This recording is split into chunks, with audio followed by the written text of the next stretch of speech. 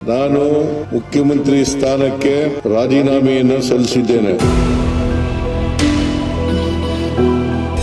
ಕರ್ನಾಟಕ ರಾಜಕೀಯದಲ್ಲಿ ಮಹತ್ವದ ಬೆಳವಣಿಗೆಯಾಗಿ ಮುಖ್ಯಮಂತ್ರಿ ಸಿದ್ದರಾಮಯ್ಯ ಅವರು ತಮ್ಮ ಸ್ಥಾನಕ್ಕೆ ಅಧಿಕೃತವಾಗಿ ರಾಜೀನಾಮೆ ನೀಡಿದ್ದಾರೆ. ರಾಜೀನಾಮೆ ಬಳಿಕ ಗೃಹ ಕಚೇರಿ ಕೃಷ್ಣಾದಲ್ಲಿ ಸುದ್ದಿಗೋಷ್ಠಿ ನಡೆಸಿದ ಸಿದ್ದರಾಮಯ್ಯ ಹೈಕಮಾಂಡ್ ಸೂಚನೆಯ ಮೇರೆಗೆ ಈ ನಿರ್ಧಾರ ಕೈಗೊಂಡಿದ್ದಾಗಿ ಸ್ಪಷ್ಟಪಡಿಸಿದ್ದಾರೆ. ಮುಖ್ಯಮಂತ್ರಿ ಸ್ಥಾನಕ್ಕೆ ರಾಜೀನಾಮೆ ಸಲ್ಲಿಸಿದ ಬಳಿಕ ಗೃಹ ಕಚೇರಿ ಕೃಷ್ಣಾದಲ್ಲಿ ಸುದ್ದಿಗೋಷ್ಠಿ ನಡೆಸಿದ ಸಿದ್ದರಾಮಯ್ಯ ತಮ್ಮ ರಾಜೀನಾಮೆ ಕುರಿತು ಮಹತ್ವದ ಮಾಹಿತಿಯನ್ನು ಹಂಚಿಕೊಂಡರು. ನಾನು ಮುಖ್ಯಮಂತ್ರಿ ಸ್ಥಾನಕ್ಕೆ ರಾಜೀನಾಮೆ ಸಲ್ಲಿಸಿದ್ದೇನೆ. ಲೋಕಭವನಕ್ಕೆ ತೆರಳಿ ರಾಜೀನಾಮೆ ಪತ್ರ ನೀಡಿದ್ದೇನೆ.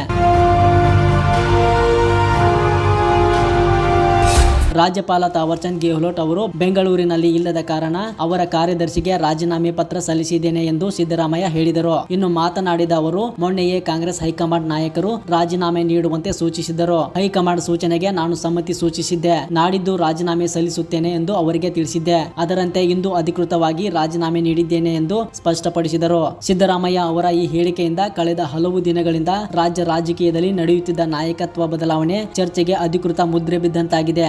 ಇದೀಗ ಮುಂದಿನ ಮುಖ್ಯಮಂತ್ರಿ ಆಯ್ಕೆ ಕುರಿತು ರಾಜಕೀಯ ಚಟುವಟಿಕೆಗಳು ತೀವ್ರಗೊಂಡಿದ್ದು, ಉಪಮುಖ್ಯಮಂತ್ರಿ ಡಿಕೆ ಶಿವಕುಮಾರ್ ಹೆಸರು ಪ್ರಮುಖವಾಗಿ ಕೇಳಿ ಬರುತ್ತಿದೆ. ಒಟ್ಟಾರೆ ಸಿದ್ದರಾಮಯ್ಯ ಅವರ ರಾಜೀನಾಮೆ ರಾಜ್ಯ ರಾಜಕೀಯದಲ್ಲಿ ಹೊಸ ಅಧ್ಯಾಯಕ್ಕೆ ನಾಂದಿ ಹಾಡಿದೆ. ಹೈಕಮಾಂಡ್ ಸೂಚನೆಯಂತೆ ನಡೆದಿರುವ ಈ ಬೆಳವಣಿಗೆ ಕಾಂಗ್ರೆಸ್ ಸರ್ಕಾರದ ಮುಂದಿನ ನಾಯಕತ್ವದ ಮೇಲೆ ಎಲ್ಲರ ಗಮನ ಕೇಂದ್ರೀಕರಿಸಿದೆ. ನಾನು ಮುಖ್ಯಮಂತ್ರಿ ಸ್ಥಾನಕ್ಕೆ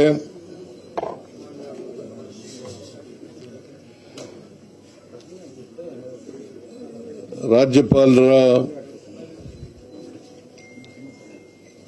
ಭವನದಲ್ಲಿ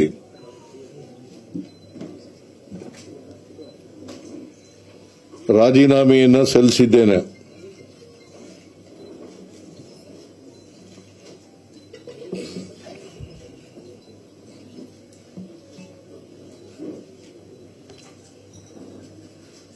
ರಾಜ್ಯಪಾಲರು ಊರಿನಲ್ಲಿಲ್ಲ, ಇವತ್ತು ರಾತ್ರಿ ಬರ್ತಾರೆ ಅಂತ ಹೇಳಿ ಅವರ ಕಚೇರಿನಲ್ಲಿ ತಿಳಿಸಿದರು.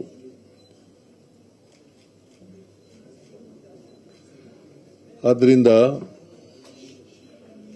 ರಾಜೀನಾಮೆ ಪತ್ರವನ್ನ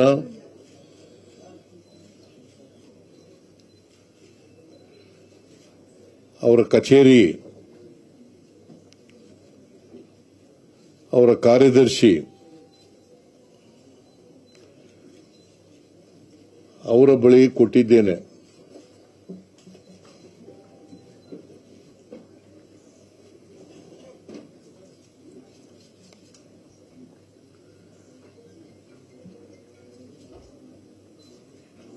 ನಾನು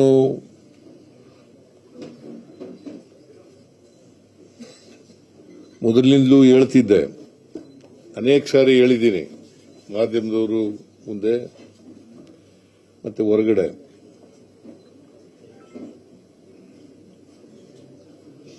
ಹೈಕಮಾಂಡ್ನವರು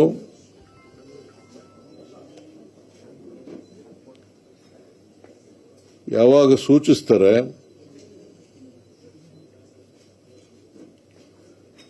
ಆವಾಗ ರಾಜೀನಾಮೆಯನ್ನು ಕೊಡ್ತೇನೆ ಅಂತ ಹೇಳಿದ್ದೆ. ಅದರ ಪ್ರಕಾರ ಮೊನ್ನೆ ಹೈಕಮಾಂಡ್ನವರು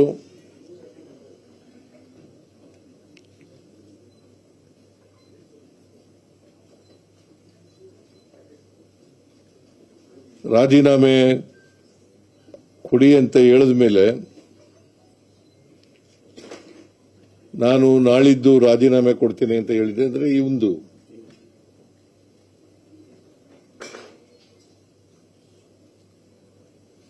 ಹಾಗಾಗಿ ಇವತ್ತು ರಾಜೀನಾಮೆಯನ್ನು ಸಲ್ಲಿಸ್ತಾ ಇದ್ದೇನೆ. ಇನ್ನಷ್ಟು ಹೆಚ್ಚಿನ ಮಾಹಿತಿಗಾಗಿ ಸಪ್ತರ್ಷಿ ಟಿವಿ ಕನ್ನಡ ಯೂಟ್ಯೂಬ್ ಚಾನೆಲ್ ಅನ್ನು ಸಬ್ಸ್ಕ್ರೈಬ್ ಮಾಡಿಕೊಳ್ಳಿ.